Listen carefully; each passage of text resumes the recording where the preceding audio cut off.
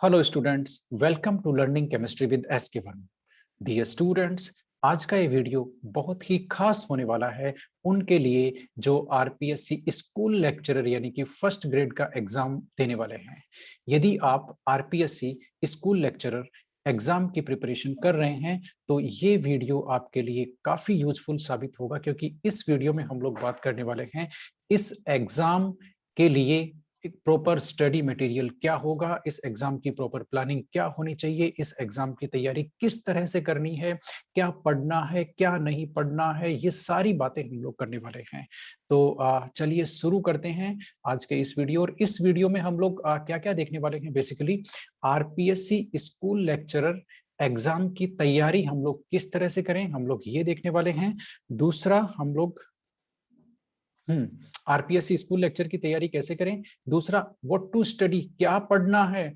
How to study, कैसे पढ़ना है। हाउ मच टू स्टडी, कितना पढ़ना है किसी टॉपिक को या किसी यूनिट को। और बेस्ट स्टडी मटेरियल क्या है, बेस्ट प्लानिंग क्या हो सकती है एग्जाम की। इन सारे पॉइंट्स को हम लोग लेने वाले हैं और इन सारे क्वेश्चंस को आंसर करने के लिए मैं लाया हूं आपके लिए कुछ इंपॉर्टेंट टिप्स। चलिए एक एक करके इन टिप्स की हम लोग बात करते हैं।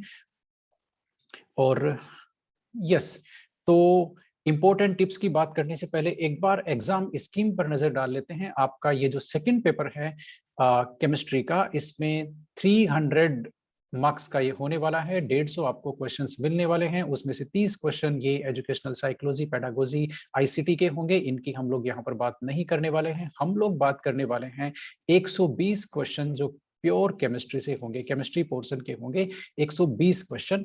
और ये जो 120 क्वेश्चंस हैं वो आपको 55 क्वेश्चंस आपको मिलने वाले हैं सीनियर सेकेंडरी लेवल का जो पोर्शन है आपके सिलेबस में, वहां से 55 क्वेश्चन मिलने वाले हैं ग्रेजुएशन लेवल के पोर्शन में से, और 10 क्वेश्चंस मिलने वाले हैं आपको पोस्ट ग्रेजुएशन लेवल का जो पोर्शन है आपके सिलेबस में, वहां से मिलने वाले हैं। तो इस तरह से आपका जो सिलेबस है वो टोटल 3 पार्ट्स में डिवाइडेड है।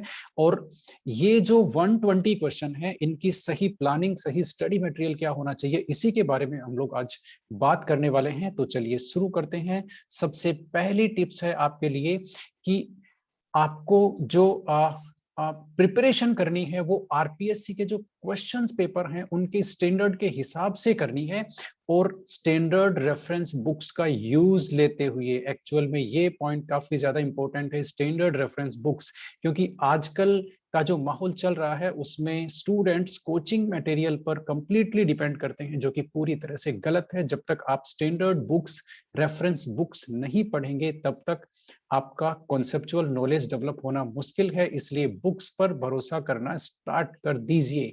यस, तो सबसे पहला है quality question paper by RPSC. Yes, आजकल आरपीएससी के जो क्वेश्चंस का लेवल है वो बदल चुका है पूरी तरह से। ये साबित होता है 2021 में टेक्निकल एजुकेशन के लेक्चरर के लिए पेपर लगा है वो, और कॉलेज एजुकेशन में भी लेक्चरर यानी कि असिस्टेंट प्रोफेसर के लिए जो एग्जाम हुआ है उसके लिए जो क्वेश्चन पेपर आया है, उन दोनों के लेवल को देख करके ये पता चल चुका है कि आरपीएससी का जो पैटर्न है, आरपीएससी का स्टैंडर्ड है, वो पूरी तरह से बदल चुका है। और उसको पकड़ने के लिए आपको दो काम करने होंगे। एक तो आपको कॉन्सेप्चुअल स्टडी करनी होगी, और आपको रेफरेंस बुक्स को अपने स्टडी मटेरियल में इंक्लूड करना होगा। ये दो काम किए बिना आप आरपीएससी के क्वेश्चन पेपर का लेवल नहीं पकड़ पाएंगे। यस, अगला है कोचिंग क्लासेस का मटेरियल, और कोचिंग क्लासेस के जो नोट्स हैं वो आपके लिए यूजफुल हो सकते हैं, मैं मना नहीं कर रहा, लेकिन 100% उन पे डिपेंड नहीं होना है आपको। आपको बुक्स साथ में पढ़नी है। यस, इसके अलावा छोटे छोटे नोट्स, शॉर्ट नोट्स, आप अपने खुद के शॉर्ट नोट्स क्रिएट कर सकते हैं जो आपको रिवीजन में हेल्प करेंगे। ये थी सबसे इंपॉर्टेंट टिप, फर्स्ट टिप। आगे देखते हैं।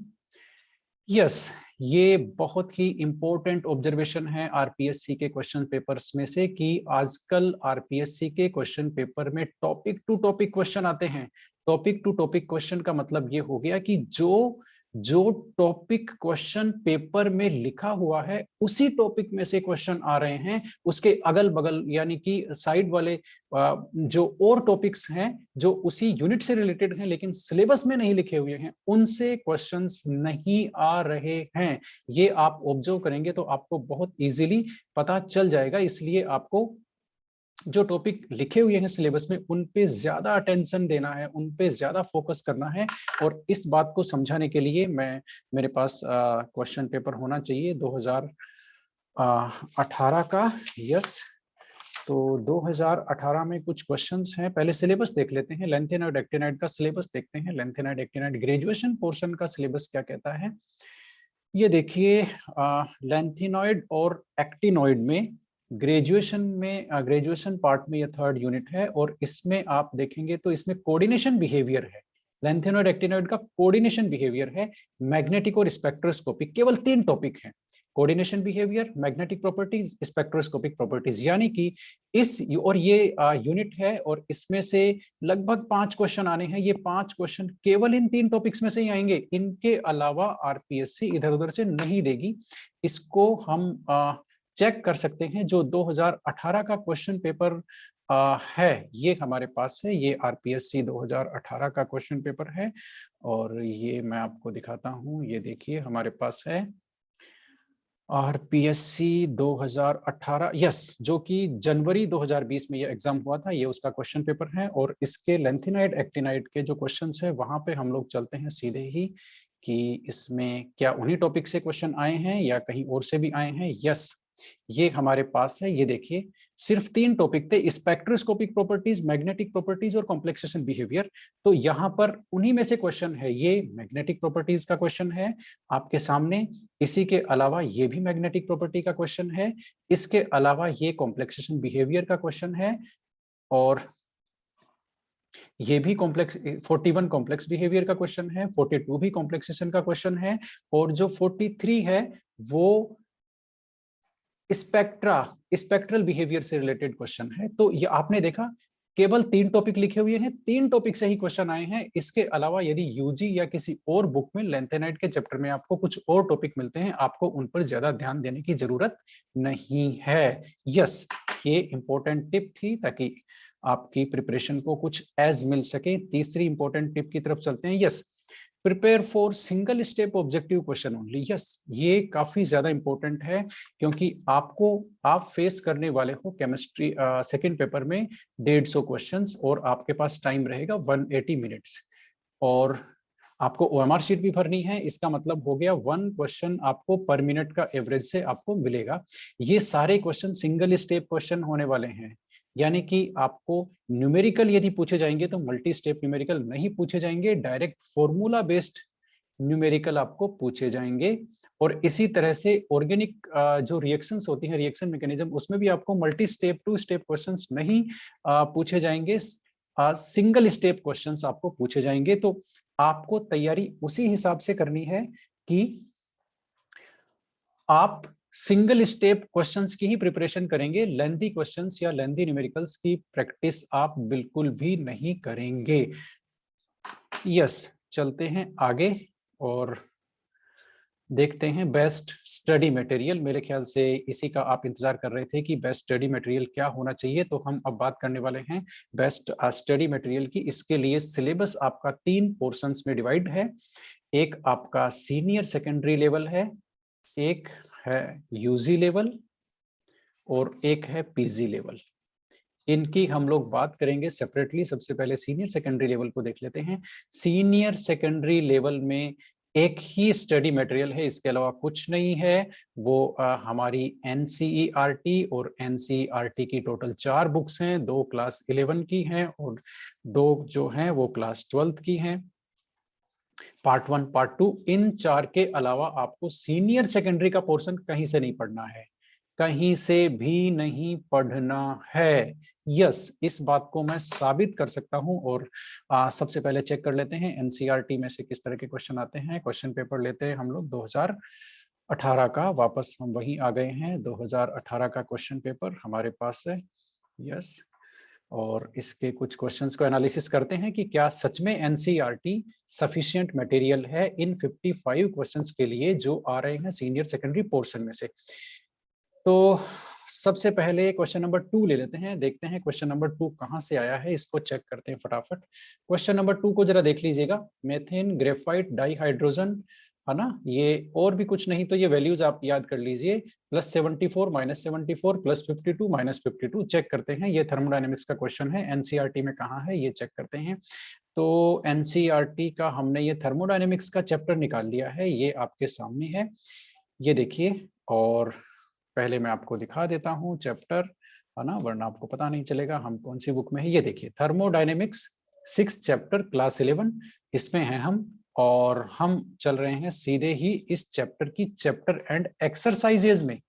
यस, ये चैप्टर एंड एक्सरसाइजेज हैं। और अब मैं आपको एक बहुत ही अच्छा नजारा दिखाने वाला हूं, आप भी सरप्राइज होंगे कि आखिर हो क्या रहा है, चल क्या रहा है, ये हमें पता ही नहीं था। यस, तो वापस चलते हैं 2018 के क्वेश्चन पेपर में। क्वेश्चन नंबर 2 पे हम लोग फोकस कर रहे हैं।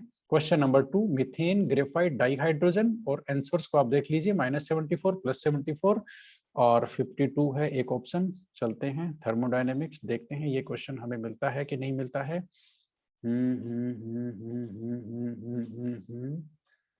यस, और चलते हैं और देखते हैं ये क्वेश्चन कहाँ है, होना तो चाहिए। यस, ये रहा 6.5 क्वेश्चन, ये वही क्वेश्चन है, ये देखिए मीथेन ग्रेफाइट डाइहाइड्रोजन, और ये आपका -74 +74 -52 +52, कुल मिला के क्वेश्चन यहाँ पर मिल गया है।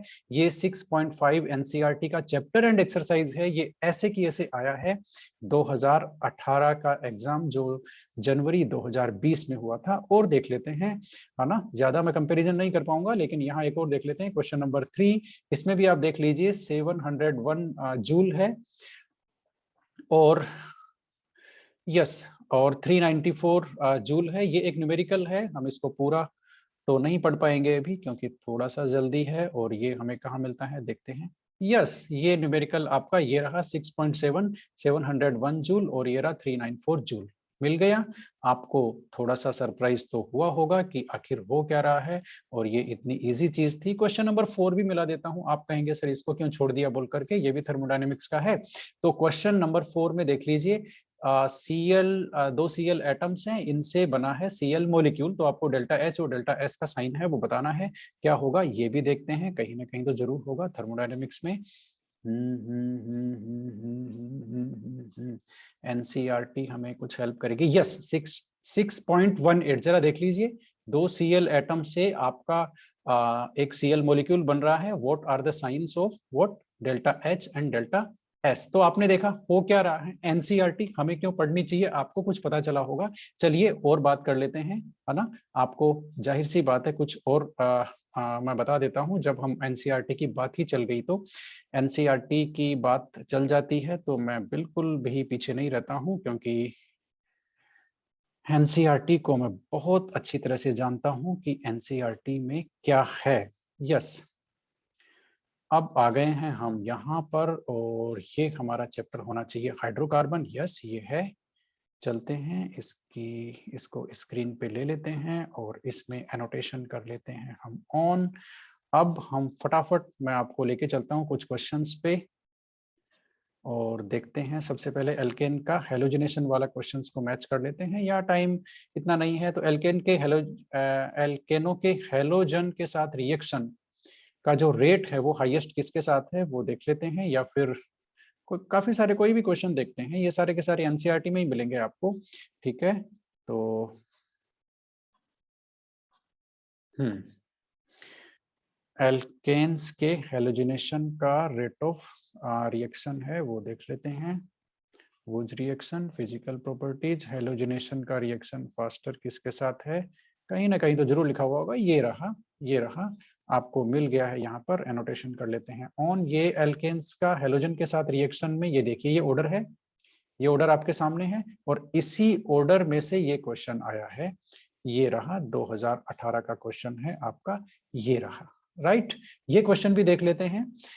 HX की रिएक्शन एल्कीन के साथ सबसे फास्ट किसमें होती है वो भी देख लेते हैं। हमें चलना पड़ेगा इसी के लिए एल्कीन वाले पोर्शन में, और फटाफट से हम लोग एल्कीन वाले पोर्शन में चलते हैं। एल्कीन वाला पोर्शन कहाँ है? HX के साथ रिएक्शन की स्पीड हमें देखनी है, किसमें फास्ट होती है। HI, HBr, HCl जो भी है वो देख लेते हैं। यस, मार्कोनिकोव रूल आ गया है, और ये रहा एनोटेशन ऑन कर लेते हैं। ये रहा एडिशन ऑफ हाइड्रोजन हैलाइड, ठीक है, ये आपका ऑर्डर रहा, और इसी में से वो क्वेश्चन है, सेम क्वेश्चन।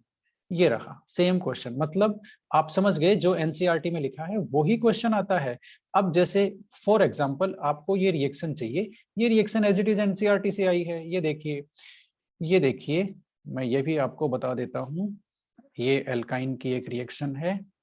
एल्काइन में हम लोग चलते हैं। एल्काइन एल्काइन एल्काइन, ये क्लास 11 का मैंने second last chapter hydrocarbon open किया हुआ है, आपकी जानकारी के लिए बता दूं। और वो जो रिएक्शन थी HG वाली, वो ये रही। ये रही HG वाली जो रिएक्शन थी प्रोपाइन और HG की, वो सेम रही। इसका मतलब क्वेश्चन पेपर में वही आता है जो एनसीईआरटी में लिखा हुआ है, किसमें? सीनियर सेकेंडरी में। अब आप कहेंगे सर ये क्वेश्चन कहाँ से आया? ये तो बड़ा शानदार क्वेश्चन है, 10 क्वेश्चन है, जरा देख लेते हैं। ये बहुत ही इंपॉर्टेंट है और आपको पता चलेगा ये कहाँ से आए हैं, तो यू विल रियली सरप्राइज। ये मैंने ओपन कर लिया क्लास 12 का पार्ट टू का first chapter, NCERT class 12 part 2 first chapter halo alkane. Halo alkane में हम जाएंगे इन टेक्स्ट क्वेश्चन में, और इन टेक्स्ट क्वेश्चन में ये क्वेश्चन आपको मिलना चाहिए।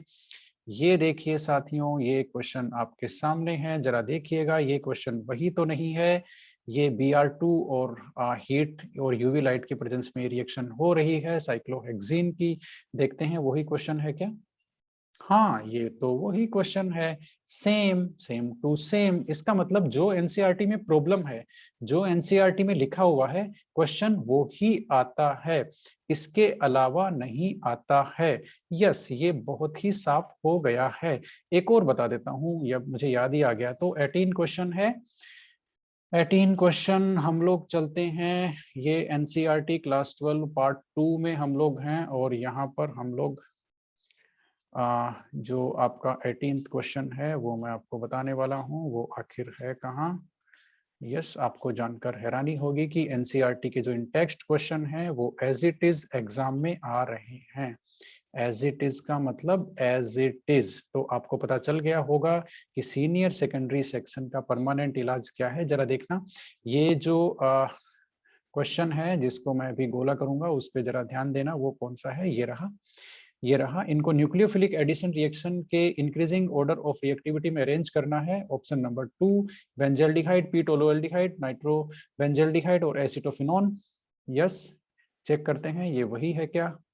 हाँ, ये वही है। ये देखिए, highest order of nucleophilic addition reaction benzaldehyde, P tolualdehyde, P nitrobenzaldehyde, acetophenone. Same question, same taken from in text question of NCERT. आपको पता चल गया होगा कि आपको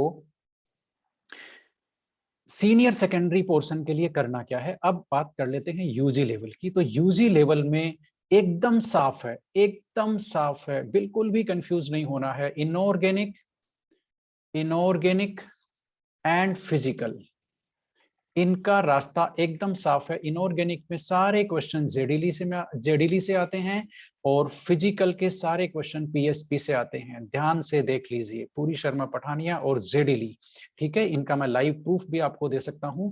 और इसका मतलब ये हुआ, ग्रेजुएशन पोर्शन की आपकी जो प्लानिंग होनी चाहिए वो क्या होनी चाहिए? आपका कोई भी चैप्टर है ना, कोई भी चैप्टर है, जैसे देख लेते हैं ग्रेजुएशन वाला जो पोर्शन है उसको एक बार फटाफट। ये आपका ग्रेजुएशन वाला पोर्शन है, ये आपका यूनिट है केमिकल बॉन्डिंग। अब केमिकल बॉन्डिंग देखिए, एक तो क्लास 11 का 4th चैप्टर है, तो आपको क्लास 11 का 4th चैप्टर प्लस में जेडीली से ये पूरा मैटर लेना है। जेडीली से ये पूरा मैटर लेना है, ये कंप्लीट मटेरियल होगा, इसके बाहर क्वेश्चन जाने का सवाल ही नहीं है। यानी कि ग्रेजुएशन का आप पोर्शन तैयार करेंगे तो आप क्या करेंगे, आप वो चैप्टर यदि क्लास 11 या 12th में है तो आप बेसिक वहां से अपने जो फंडामेंटल्स है वो वहां से क्लियर करेंगे, और उसके बाद आप ग्रेजुएशन पोर्शन, उसके बाद आपको सिर्फ वही टॉपिक तैयार करने हैं जो यहाँ लिखा हुआ है। ये देखिए, ये जो टॉपिक लिखे हुए हैं बस यही आपको तैयार करने हैं, इसके अलावा कुछ नहीं करना आपको, राइट। तो ये आपको लेने हैं जेडीली में से, किसमें, इनऑर्गेनिक। ये आपका नंबर 2, नंबर 1 और नंबर 3 जो यूनिट्स हैं ये आपको जेडीली में से लेनी है एज इट इज। और इसके साथ ही आपको फंडामेंटल्स के लिए सेम टॉपिक पढ़ना है आपको एनसीईआरटी में से। जैसे ये कोऑर्डिनेशन कंपाउंड्स है, आपको एनसीईआरटी का चैप्टर पढ़ करके उसके बाद सिर्फ ये टॉपिक पढ़ने हैं जो सिलेबस में लिखे हुए हैं, इसके अलावा इधर उधर से कुछ भी नहीं पढ़ना है। यस, इस तरह से आप ग्रेजुएशन का इनऑर्गेनिक का पोर्शन तैयार करेंगे। बात कर लेते हैं फिजिकल की। फिजिकल में भी आपको वही करना है कि जैसे ये केमिकल डायनेमिक्स है, इसमें क्लास 12th में 4th चैप्टर है। क्लास 12th में 4th चैप्टर केमिकल काइनेटिक्स का करने के बाद में आप देखेंगे कि अब इसमें से कौन कौन से टॉपिक कवर नहीं हुए। जैसे उसमें सेकंड ऑर्डर नहीं मिलेगा आपको क्लास 12th में, वो आप पीएसपी में से ले लीजिए। कोलिजन ट्रांजिशन स्टेट थ्योरी नहीं मिलेगा, ये आप पीएसपी में से ले लीजिए। इसका मतलब फिजिकल में भी आपको वही करना है। यदि कोई टॉपिक जैसे इलेक्ट्रोकेमिस्ट्री है, यदि ये क्लास 11 या 12th की एनसीईआरटी में से है तो पूरा चैप्टर वो पढ़ना है। उसके अलावा ग्रेजुएशन के पोर्शन के सिर्फ ये टॉपिक ही आपको पढ़ने हैं, इसके अलावा कुछ नहीं पढ़ना है। ये फिक्स टॉपिक्स, बस यही तैयारी करने का असली तरीका है स्कूल लेक्चर में, क्योंकि क्वेश्चन केवल टॉपिक लिखे हुए में से ही आ रहे हैं। अब बात कर लेते हैं ऑर्गेनिक की। ऑर्गेनिक में ये जो 7th यूनिट है ये आपके यूजी फर्स्ट ईयर में आपको मिल जाएगी। भागचंदानी सीबीएच कोई भी बुक ले लीजिए। नेम रिएक्शंस आप सान्याल में से कर सकते हैं, और नेम रिएक्शन में आपको ज्यादा कुछ उलझना नहीं है। इनके मैकेनिज्म में आपको बस ये देखना है रिएक्टेंट कौन से होते हैं, प्रोडक्ट क्या बनता है, यदि कोई रिएक्शन में इंटरमीडिएट है तो वो क्या बनता है, और इनके एग्जाम्पल्स। बस इससे ज्यादा आरपीएससी कभी कुछ नहीं पूछती है नेम रिएक्शंस के बारे में। और ये जो ग्रेजुएशन के पोर्शन में ये जो यूनिट है पॉलीमर और ड्रग की, ये आपको लेनी है क्लास 12th का जो पार्ट 2 है एनसीईआरटी का, उसमें सेकंड लास्ट चैप्टर है, चैप्टर नंबर 15 और चैप्टर नंबर 16। ये आपको वहां से लेने हैं, ये आपको ग्रेजुएशन में नहीं मिलने वाले हैं।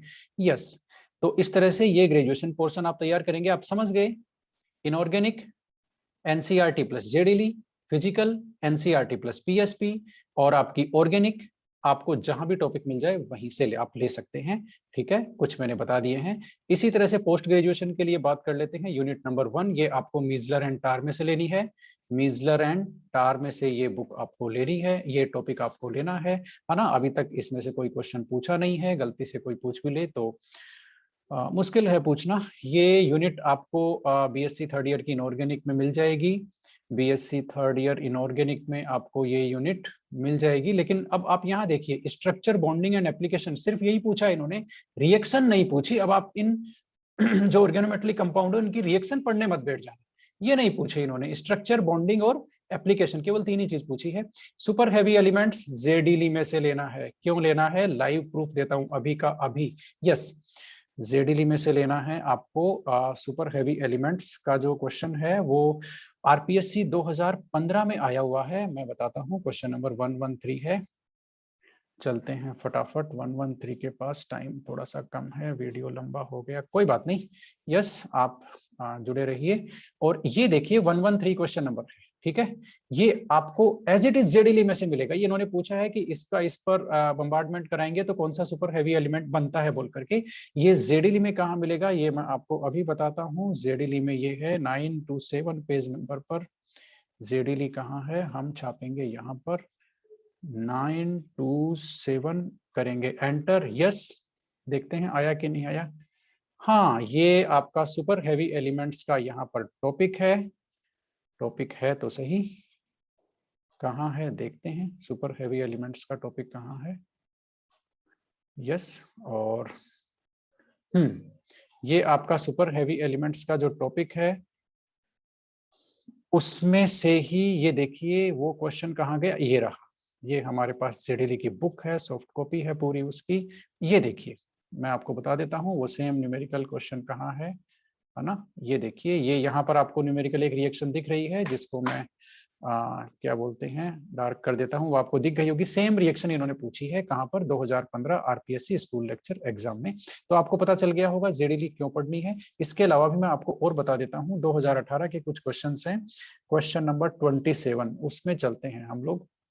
क्वेश्चन नंबर 27 में चलते हैं, देखते हैं ये कहां से आया है।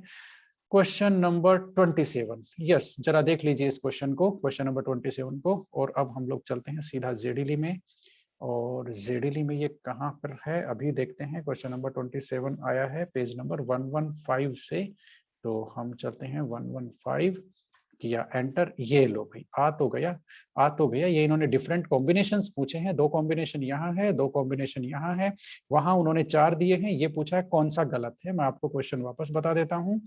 ये देखिए 2018 का ये रहा क्वेश्चन नंबर 27, बात आप समझ गए। तो ये क्वेश्चन भी कहां से आया है, जेडीली से आया है। तो इसका मतलब ये हुआ कि इनऑर्गेनिक का ग्रेजुएशन का पूरा पोर्शन ये जेडीली में से दे रहे हैं, इसके अलावा कहीं से नहीं दे रहे हैं। ठीक है, अब हम लोग थे सिलेबस डिस्कस कर रहे थे, पीजी के पोर्शन में थे। तो जो सुपर हैवी एलिमेंट्स हैं वो आपको एनसीईआरटी प्लस जेडीली में से लेना है। ये आपको पीएसपी में मिल जाएगा एज इट इज। अब पीएसपी में आप पढ़ेंगे कैसे, देखिए बहुत इंपॉर्टेंट है, काइनेटिक्स ऑफ फोटोकेमिकल रिएक्शन। अब वैसे तो ये बहुत बड़ा टॉपिक है, ठीक है, लेकिन आपको क्वालिटेटिवली स्टडी करनी है। जैसे सीधा रेट लो है या फैक्चुअल कोई फैक्ट्स हो वो आपको पकड़ने हैं। इसके अलावा इसको ज्यादा कुछ ऐसा नहीं है कि आप डेरिवेशन निकालने बैठ गए, डेरिवेशन आपको कोई नहीं पूछने वाला है। ठीक है, इसके अलावा ये जो टॉपिक है ये सारे पीएसपी में मिल जाएंगे, ये टॉपिक सारे पीएसपी में मिल जाएंगे। अब ये देखिए ग्रेजुएशन का ये फर्स्ट ग्रेड का सिलेबस बनाने वाले भी महान हैं। ग्रेजुएशन में टोटल 10 यूनिट्स हैं, 10 क्वेश्चन आने वाले हैं, 1 यूनिट से 1 क्वेश्चन आएगा। अब ये यूनिट देखिए कितनी बड़ी है, कितनी बड़ी है, पूरा फिनोल ईथर एपोक्साइड पूरा ले लिया। अब इतना पढ़ करके हम एक क्वेश्चन सोल्व करेंगे तो हम इस यूनिट को पढ़ेंगे ही क्यों, सवाल है। बहुत इजी है, हम नहीं पढ़ेंगे इसको। ठीक है, उसके आगे देख लीजिए आप, ये दोनों नेम रिएक्शन हैं, आपको सान्याल से मिल जाएंगी। उसके बाद में alpha beta unsaturated aldehyde ketone, ये आपको यूजी की बुक में मिल जाएगी या पाउला ब्रूस से आप ले सकते हैं। उसके बाद में ये पेरिसाइक्लिक प्रगति पब्लिकेशन की बुक या पाउला ब्रूस से ले सकते हैं, उसके बाहर नहीं जाएगी। ये आप प्रगति पब्लिकेशन की बुक आती है पेरिसाइक्लिक फोटो की, उसमें से ले सकते हैं। लेकिन आपको इंट्रोडक्शन पढ़ना है, ज्यादा कुछ पढ़ना नहीं है आपको, है ना। मैं बताऊंगा क्यों नहीं पढ़ना है आपको। ये तीनों तो चारों टॉपिक आपको क्लास 11 में एनवायरमेंटल केमिस्ट्री का एक टॉपिक है वहां मिल जाएंगे, उससे ज्यादा आएगा नहीं। और ये बेसिक स्पेक्ट्रोस्कोपी आप यूजी की सेकेंड ईयर और थर्ड ईयर की जो बुक्स हैं उनमें से आप ये कवर कर सकते हैं। तो ये तो हुई पीजी लेवल के पार्ट्स की बात। अब हम आगे चलते हैं, देखते हैं हमारी अगली ट्रिक क्या है। स्टडी मटेरियल आपको पकड़ में आ गया होगा। करना क्या है, ये हमारी बेस्ट बुक्स हैं, पीएसपी, जेडीली और एनसीईआरटी। अब बात करते हैं एनसीईआरटी को तैयार कैसे करना है। एनसीईआरटी को तैयार करना काफी ज्यादा इंपॉर्टेंट है। सबसे पहला तो है लाइन टू लाइन रीड करना है, लाइन टू लाइन पढ़ना है, और हर लाइन में ये ऑब्जर्व करना है, हर पैराग्राफ पढ़ने के बाद ये ऑब्जर्व करना है कि इसमें कौन से ऑब्जेक्टिव क्वेश्चन बन सकते हैं या इसमें कौन सा इंपॉर्टेंट कॉन्सेप्ट है। यस, दूसरा आपको इन टेक्स्ट क्वेश्चन सोल्व करने हैं। आपने देखा इन टेक्स्ट क्वेश्चन में से एज इट इज क्वेश्चन आ रहे हैं, एग्जाम्पल्स हैं वो आपको सोल्व करने हैं। और आपको चैप्टर एंड एक्सरसाइज है, चैप्टर एंड एक्सरसाइज यानी कि चैप्टर के खत्म होने के बाद में जो एक्सरसाइज है वो आपको सोल्व करनी है। लेकिन चैप्टर एंड एक्सरसाइज में आपको सारी नहीं करनी। आप कहीं सॉल्यूशन चैप्टर इलेक्ट्रोकेमिस्ट्री काइनेटिक्स के न्यूमेरिकल सोल्व करने बैठ जाओ, बिल्कुल नहीं। चैप्टर एंड एक्सरसाइज में आपको ये पहचानना है कि किस तरह के क्वेश्चन पर ऑब्जेक्टिव क्वेश्चन बन सकता है। लॉन्ग न्यूमेरिकल क्वेश्चन या रिएक्शन मैकेनिज्म से क्वेश्चन रिलेटेड लॉन्ग क्वेश्चंस आपको प्रिपेयर नहीं करने हैं। ठीक है, तो आपको वहां ये पहचानना है कि कौन से क्वेश्चंस आपके ऑब्जेक्टिव क्वेश्चंस में आ सकते हैं। यस, तो आपको स्मार्टली प्रिपेयर करना है एनसीईआरटी को। उसके बाद में उसके बाद में है आपका, यस, एक बहुत इंपॉर्टेंट टिप है फर्स्ट ग्रेड के लिए, वो है एनसीईआरटी में ही एग्जाम्पलर क्वेश्चंस हैं। अब आप कहेंगे सर ये कहाँ मिलते हैं एग्जाम्पलर क्वेश्चंस, और एग्जाम्पलर क्वेश्चन आरपीएससी के लिहाज से काफी ज्यादा इंपॉर्टेंट है। आपको करना कुछ नहीं है, इंटरनेट पर जाना है। इंटरनेट पर जाने के बाद आप जैसे ही लिखेंगे यहाँ पर एनसीईआरटी एग्जाम्पलर क्वेश्चन, तो एनसीईआरटी की जो वेबसाइट है वो आ जाएगी, .ncert.nic .in। यस, ये मुझे वेबसाइट काफी पहले से याद है क्योंकि मैं पहले KVS में था और ये वेबसाइट हम लोग रोज खोलते थे। यस, तो ये NCERT की वेबसाइट आपके सामने आ गई है। देखते हैं इसमें एग्जाम्पलर क्वेश्चन हमें कहाँ मिलते हैं। इंटरनेट थोड़ा स्लो है, कोई बात नहीं। यस, ये NCERT की वेबसाइट है। थोड़ी ये आप पब्लिकेशन में जाएंगे, एग्जाम्पलर प्रॉब्लम्स आपको मिलेगी। एग्जाम्पलर प्रॉब्लम में आप जैसे ही क्लिक करेंगे वैसे ही आपको मिलेंगे क्लास वाइज एग्जाम्पलर प्रॉब्लम। और एग्जाम्पलर प्रॉब्लम के लिए मैं आपको बता दूं, एग्जाम्पलर प्रॉब्लम्स जो हैं वो क्या बोलते हैं, हिंदी मीडियम में भी आती है। तो आप हिंदी मीडियम के एग्जाम्पलर प्रॉब्लम्स है वो डाउनलोड कर सकते हैं और इस तरह से आप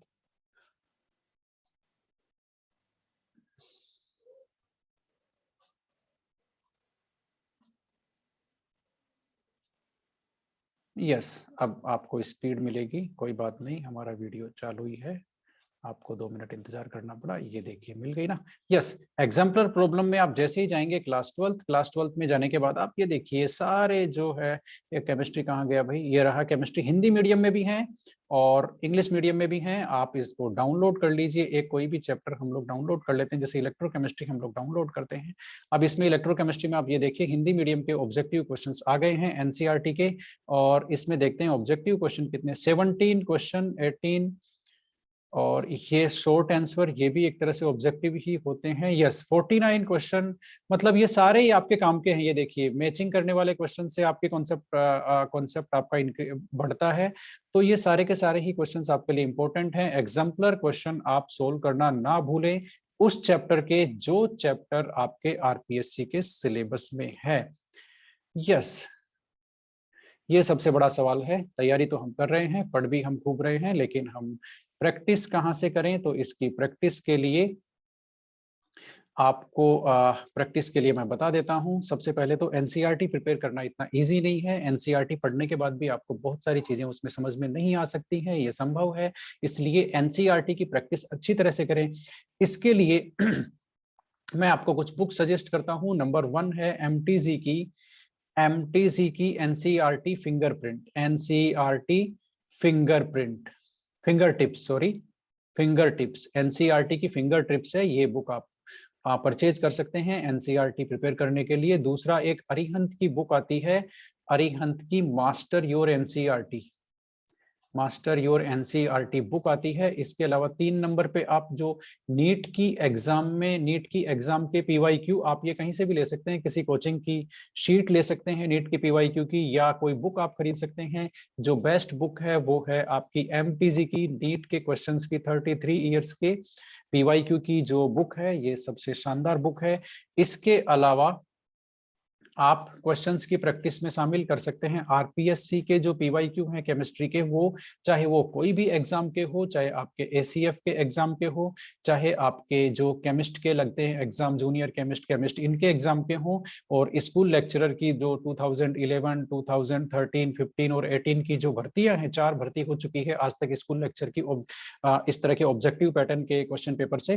तो इनके आप ये सारे क्वेश्चन पेपर ले सकते हो और जो टॉपिक आपके सिलेबस में है उन टॉपिक्स के PYQ आप सोल्व कर सकते हो। ये जो 4 नंबर है इसमें कोचिंग जो सेंटर्स हैं, बहुत सारे लोग कोचिंग करा रहे हैं, वो आपकी हेल्प कर सकते हैं। उनके पास ये क्वेश्चंस यूनिट वाइज आपको कलेक्ट किए हुए मिलेंगे। तो इसके लिए ये जो 3 बुक्स हैं 1, 2, 3, ये मैं आपको फटाफट दिखा देता हूं कौन कौन सी हैं। ये देखिए, ये MTG की फिंगर टिप्स हैं और ये आपका मास्टर द NCERT किसका है, ये आपके अरिहंत का है। और अगला देखते हैं कौन सा बुक है या नहीं। 2 हो गए, एक बाकी रह गया। यस, फिंगरप्रिंट, हाँ ये रहा आपके PYQ, नीट के जो PYQ हैं उनकी बुक है ये, 33 इयर्स की केमिस्ट्री की। तो इसमें आपको चैप्टर वाइज सारे नीट के क्वेश्चंस मिलेंगे। नीट के क्वेश्चंस लेने हैं आपको, जेई के क्वेश्चन नहीं लेने हैं, क्योंकि जेई के क्वेश्चन में एनालिटिकल और लॉजिकल जो कॉन्सेप्ट है, लॉजिकल रीजनिंग है, वो इन्वॉल्व होती है। आपको केवल सिंगल स्टेप क्वेश्चन मिलने वाले हैं। सिंगल स्टेप क्वेश्चन नीट के एग्जाम में आते हैं, तो better to prefer NEET. JEE आपको, जेईई के क्वेश्चन आपको सोल्व नहीं करने हैं। यस, देखते हैं अगला स्टेप क्या है। हाँ, ये भी एक प्रॉब्लम है भाई। PG लेवल में 10 यूनिट है 10 क्वेश्चन मिलने वाले हैं और सिलेबस काफी लेंदी है। आपने देखा एक एक यूनिट काफी लेंदी है, तो क्या करें भाई इस पोर्शन का, क्या करना चाहिए हमें? तो इसके लिए बेस्ट प्लानिंग ये है, पीजी के पोर्शन को एक बार वापस देखते हैं। यस, ये हमारा पीजी का पोर्शन है। अब इसमें जो छोटी यूनिट है उसको आप तैयार कर सकते हैं, बड़ी यूनिट को आप छोड़ सकते हैं। एक क्वेश्चन के लिए इतना परेशान होने की जरूरत आपकी है नहीं। जैसे सुपर हैवी एलिमेंट्स है, आप प्रिपेयर कर सकते हैं क्योंकि 1-2 पेजेस का ये टॉपिक है, इससे ज्यादा का है नहीं, ठीक है। लेकिन जो बड़े टॉपिक्स हैं उनको आप छोड़ भी सकते हैं, है ना। जैसे ये यूनिट है 7 नंबर यूनिट, इसको पढ़ने का कोई बहुत ज्यादा मतलब यहाँ पर निकलता नहीं है, क्योंकि एक क्वेश्चन आएगा, अब इतना पढ़ेंगे। पेरिसाइक्लिक फोटो आपको नहीं आती है तो आप ये भी छोड़ सकते हैं, एक क्वेश्चन के लिए इतना परेशान होने की जरूरत नहीं है। स्पेक्ट्रोस्कोपी आपने एमएससी की है, थोड़ा बहुत बेसिक आपको आता होगा, इतना उसके भी पीछे पड़ने की जरूरत नहीं है, एक क्वेश्चन आपको मिलने वाला है। तो मेरा कहने का मतलब यह है कि यहाँ से आप जो बड़ी यूनिट है वो छोड़ सकते हैं। इसके बदले में आप छोड़ेंगे, क्यों छोड़ेंगे मैं बताता हूं। वो इसलिए छोड़ेंगे क्योंकि पार्ट 4 आपका एजुकेशनल साइकोलॉजी का और पेडागोजी का है, इसका कंटेंट कम है, कम पेजेस हैं और आपको 30 क्वेश्चंस मिलने वाले हैं इसमें से। तो पीजी के पोर्शन के आप पीछे तभी पढ़ें जब आपका पार्ट 4 है सिलेबस का, एजुकेशनल साइकोलॉजी और पेडागोजी आईसीटी वाला, ये आपका बहुत अच्छे से हो जाए, बहुत अच्छे से हो जाए, तब आपको पीजी वाले पोर्शन के पीछे पढ़ना है। अदरवाइज आप उसमें से इजी इजी यूनिट्स कर लें और हार्ड हार्ड यूनिट को छोड़ भी सकते हैं, क्योंकि हमें टॉप नहीं करना, हमारा पहला टारगेट है सिलेक्शन कराना। यस, तो इसी तरह से जो आपका पेपर 1 है उस पे आप प्रॉपर फोकस दें, है ना। पेपर 1 पे और पार्ट 4 पे आप प्रॉपर फोकस दें। इस पे प्रॉपर फोकस देने के बाद में यदि आपको लगता है कि अब मेरे पास टाइम है, तो ही आपको पीजी वाले पोर्शन के पीछे पढ़ना है, अदरवाइज उसको आप छोड़ भी सकते हैं। यस, तो ये थी कंप्लीट प्लानिंग आपके किसकी, आरपीएससी का जो एग्जाम है। और भी कुछ है क्या, देख लेते हैं। हाँ, ये तो आप सभी जानते ही हैं, इससे इंपॉर्टेंट तो कुछ नहीं है। किसी भी एग्जाम में आपका सिलेक्शन तभी होता है जब आपका हार्ड वर्क उस एग्जाम में सिलेक्शन होने के लिए जितना चाहिए उतना आप कर लेते हैं, तभी आपका सिलेक्शन होता है। जब आप पूरे डेडिकेशन के साथ तैयारी करते हैं, एकदम जी जान लगा देते हैं, तब जाकर के कहीं सिलेक्शन होता है। इसलिए हार्ड वर्क और डेडिकेशन आप शो करेंगे तो ही आपको रिजल्ट मिलेगा, अदरवाइज आपको रिजल्ट नहीं मिलेगा। वो एक डायलॉग तो आता ही है शाहरुख खान की फिल्म का कि आप किसी चीज को पूरी शिद्दत से चाहते हैं तो पूरी कायनात मिलकर के आपको उससे मिलाने में लग जाती है। शायद ये मैंने सही नहीं कहा, लेकिन उसका मीनिंग यही है। तो यदि आप भी पूरी शिद्दत से इसको चाहेंगे, फर्स्ट ग्रेड के एग्जाम को, ठीक है, तो सारे की पूरी कायनात मिलकर के आपका इसमें सिलेक्शन जरूर करा देगी। इसलिए हार्ड वर्क कीजिए, जान लगा दीजिए, पूरा समर्पण दीजिए, एग्जाम को पूरा टाइम दीजिए प्रिपरेशन को। जब तक एग्जाम नहीं होती है तब तक छोड़िए मत प्रिपेयर करना, आपका सिलेक्शन जरूर होगा। Best of luck from learning chemistry with S के वर्मा। मैं हूं डॉक्टर एस के Verma. Okay, thank you very much.